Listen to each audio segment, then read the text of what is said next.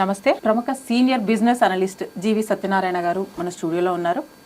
నమస్కారం సార్. నమస్తే సార్. ఈ మధ్య కాలంలో అయితే చాలా మంది ఈ లిస్టెడ్ షేర్స్, అన్లిస్టెడ్ షేర్స్ అని చెప్పేసి వాటిలో ఇన్వెస్ట్ చేయడం గురించి అని చెప్పేసి అయితే మాట్లాడుతున్నారు. మరి ఈ లిస్టెడ్ షేర్స్ అంటే ఏంటి, అన్లిస్టెడ్ షేర్స్ అంటే ఏంటి? ఓకే, ఇది షేర్ మార్కెట్లో బిగినర్స్కి ఉపయోగపడే కంటెంట్, చాలా యూస్ఫుల్ కంటెంట్ కూడా. లిస్టెడ్, అన్లిస్టెడ్ పేరులోనే ఉంది. లిస్టెడ్ అంటే లిస్టింగ్ అవ్వటం. ఒక కంపెనీ ఐపీఓకి వచ్చినప్పుడు ఎక్స్చేంజ్లో ట్రేడ్ అయ్యేదాన్ని లిస్టింగ్ అవ్వటం అంటారు. అంటే ఒకసారి పబ్లిక్ ఇష్యూకి వచ్చినాక ఆ కంపెనీ కొనుక్కోవాలన్నా అమ్ముకోవాలన్నా అది ఒక ప్లాట్ఫామ్ ఉండాలి, అది లిస్టింగ్ అవ్వటం అంటారు. ఆ లిస్టింగ్ అయ్యే షేర్లు ఏవైతే ఉన్నాయో వాటిని లిస్టెడ్ అంటారు. ఏవైతే లిస్టెడ్ ఉందో ప్రతి షేర్, ఇప్పుడు అంటే TCS, Reliance, Infosys, state bank of India, ఇవన్నీ ఏవైతే ఉన్నాయో లిస్టెడ్, లిస్టింగ్ కంపెనీలు అంటారు. అంటే ఎక్స్చేంజ్లో ట్రేడ్ అయ్యే వాటిని లిస్టెడ్ షేర్స్. ఇక అన్లిస్టెడ్ పేరులోనే ఉంది. అన్లిస్టెడ్ అంటే ఎక్స్చేంజ్లో ట్రేడ్ కాలేదు అని అర్థం. అన్లిస్టెడ్ అయితే మరి వాటికి వీటికి తేడా ఏంటిది? ఎక్స్చేంజ్లో ట్రేడ్ అయ్యేది ఎవరితో పని లేదు, మనమే కొనుక్కోవచ్చు, మనమే అమ్ముకోవచ్చు, లిస్టెడ్. ఇక అన్లిస్టెడ్ వచ్చేటప్పటికి ఎక్స్చేంజ్లో ట్రేడ్ కావు, కానీ అవి కూడా కొనటం అమ్మటం జరుగుతూ ఉంది. ఈ మధ్యకాలంలో విపరీతంగా జరుగుతుంది అది.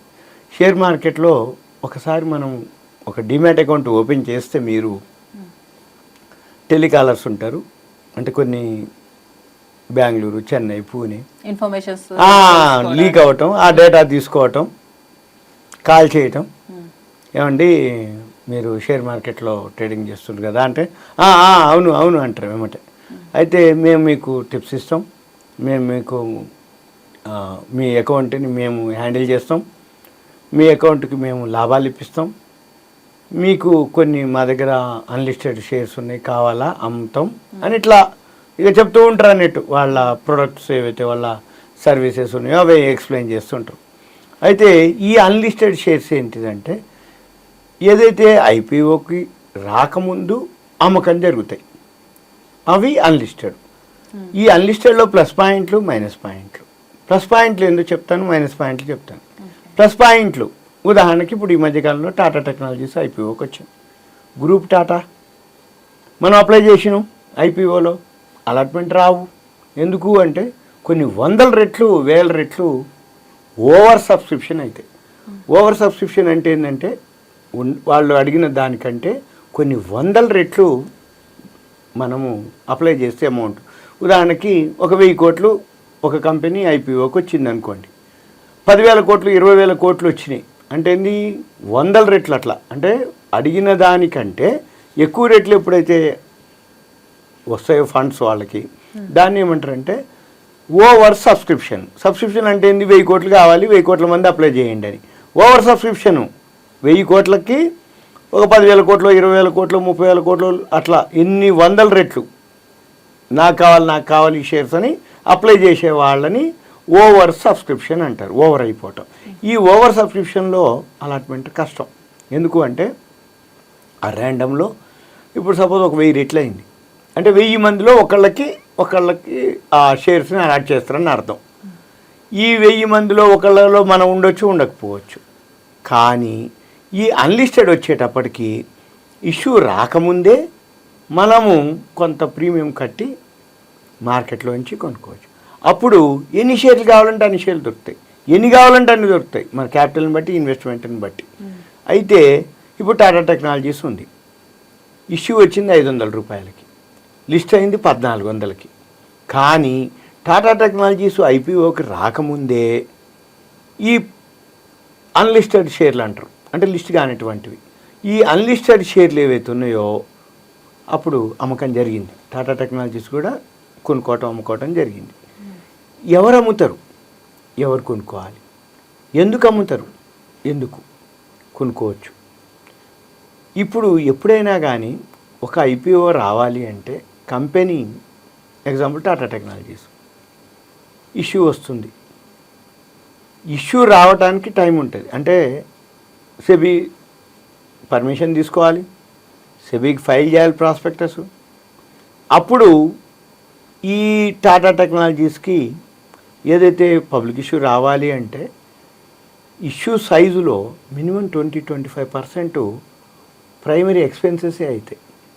అంటే 1000 కోట్లు కనుక మొబిలైజ్ చేయాలి అని కంపెనీ అనుకుంటే 200 నుంచి 250 కోట్ల రూపాయలు ఖర్చే వస్తుంది.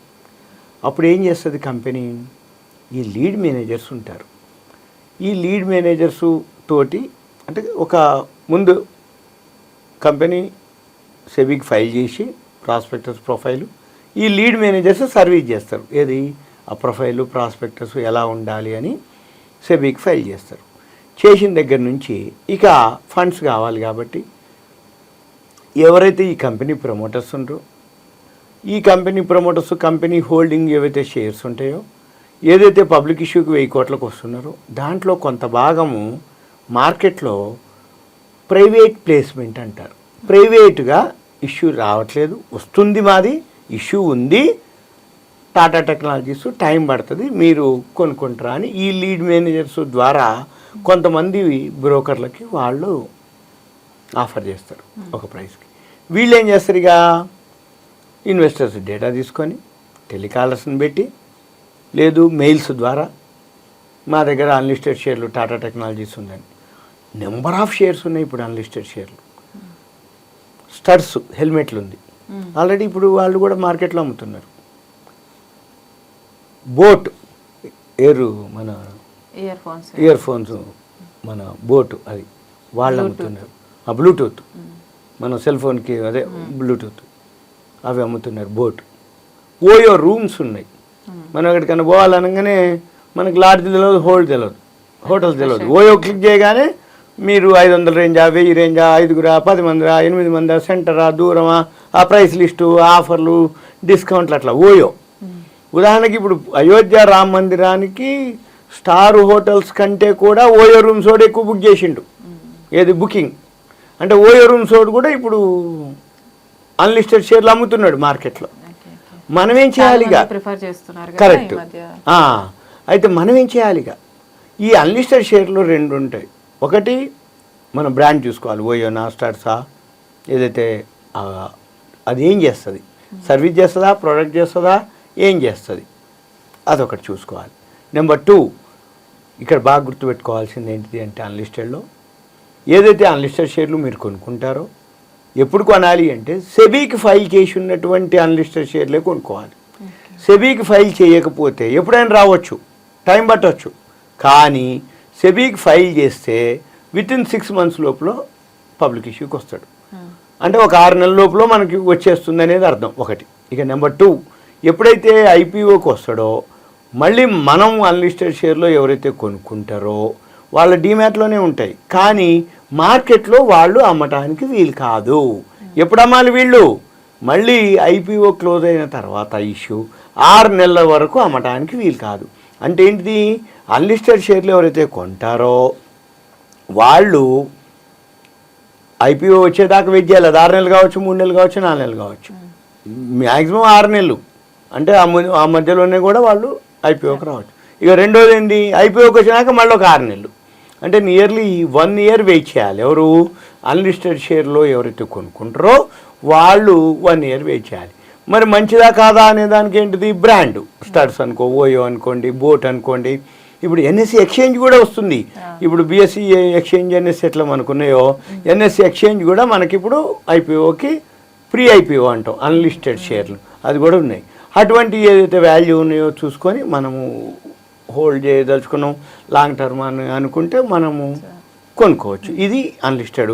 అయితే ప్లస్ పాయింట్లు ఏంది? ఎన్నింటని కావాలంటే దొరుకుతాయి, కానీ మనం వాల్యూ చూసుకోవాలి, బ్రాండ్ చూసుకోవాలి, గుడ్ విల్ చూసుకోవాలి, మళ్ళీ ఆ ప్రైస్ కూడా చూసుకోవాలి. ఎందుకంటే అన్లిస్టెడ్ షేర్లకు ప్రైస్ ఉండదు.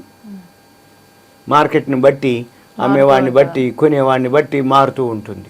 లిస్టెడ్ అనేటప్పటికి మనకు తెలుస్తూ ఉంటుంది, ఎక్స్చేంజ్లో ప్లాట్ఫామ్లో రేట్ కనబడుతుంటుంది. అన్లిస్టెడ్లో కనపడవు. ప్రాఫిట్ ఉంటుంది సార్.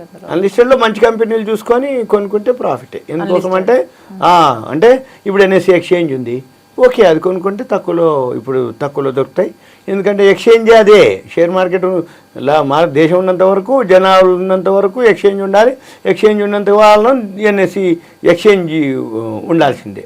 ఇకపోతే ఇదంతా కూడా మీకు ఒక అవేర్నెస్, ఎడ్యుకేషన్, నాలెడ్జ్ పర్పస్, ఇదంతా మీకు ఒక ఇన్ఫర్మేషన్ మాత్రమే. ఇది మీకు ఉపయోగపడుతుంది అనుకుంటా. ఇంకా మీకు ఏదైనా డౌట్స్ ఉంటే మీ పేరు, ఏరియా, వాట్సాప్ మెసేజ్ పెట్టాలి. మీరు అడగదలుచుంది కంటెంట్ రూపంలో మెసేజ్ పెట్టండి. ఇది సింపుల్గా లిస్టెడ్ అన్లిస్టెడ్ గురించి.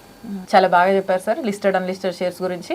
మరి మీరు కూడా ఇందులో ఇన్వెస్ట్ చేయాలి లిస్టెడ్ అన్లిస్టెడ్ షేర్స్లో అనుకుంటే కనుక ఫైనాన్షియల్ అడ్వైజర్ దగ్గర సలహా తీసుకొని మీరు కూడా ఇన్వెస్ట్ చేయండి.